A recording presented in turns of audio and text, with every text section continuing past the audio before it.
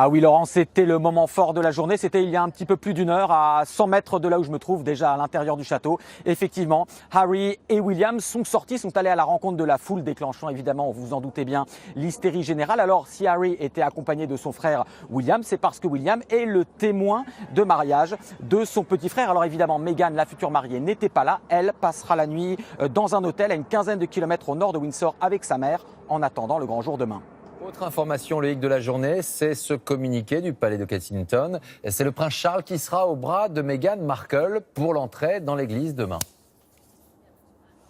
Oui Laurent, alors c'est évidemment une surprise. Alors en fait, pour être précis, Meghan Markle entrera seule dans la chapelle Saint-Georges, accompagnée évidemment de petits garçons et de petites filles d'honneur. Et à mi-chemin de l'allée centrale, elle sera effectivement rejointe par le prince Charles, son futur beau-père, qui l'accompagnera jusqu'à l'hôtel. Alors un prince Charles évidemment en remplacement du père de la mariée, Thomas Markle, qui finalement ne viendra pas au mariage. Meghan Markle avait toujours eu des relations distantes avec son père, qui a eu des ennuis de santé et puis également qui a créé la polémique en mettant en scène et en se faisant monnayer pour son départ à son mariage. Il n'y aura pas non plus le demi-frère et la demi-sœur de Meghan Markle. Vous voyez des invités qui manqueront, mais il y en aura d'autres. La liste est encore secrète, mais certains chanceux ont reçu donc ce précieux carton d'invitation. Regardez le reportage d'Anne-Claire Poignard, de Chloé Cormery et de Juliette Cohen.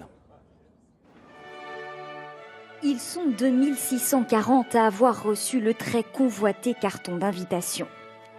Des convives triés sur le volet pour assister dans le parc de Windsor à l'arrivée du prince Harry et de sa fiancée. Dans la banlieue de Londres, nous avons rencontré l'une des heureuses élues. Waouh, merci. C'est important qu'on le voit bien. Dernier préparatif pour Pamela Annomnez. Merci. Le collier argent, ça ira bien avec ma robe couleur bleu royal. Responsable d'une association qui propose des ateliers créatifs aux personnes atteintes de troubles mentaux, elle est l'une des 200 invités issus du monde caritatif et voilà comment elle a réagi. C'est vrai, j'y vais. Ah, je me suis sentie bénie des dieux. J'étais tellement heureuse. Tout le travail qu'on fait ici est enfin reconnu. Il y a les anonymes, et puis il y a le cercle rapproché, à commencer par la reine et le prince Philippe. En l'absence du père de Meghan, c'est Charles qui accompagnera la mariée à l'hôtel, sous le regard de William, Kate et de leurs deux aînés.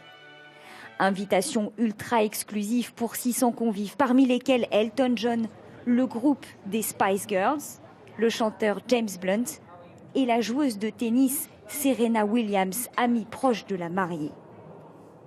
Mais contrairement au mariage de Kate et William il y a 7 ans, pas de dirigeants politiques, pas de tête couronnée annoncée. Harry n'est que le 6e dans l'ordre de succession au trône. L'enjeu politique est donc moindre.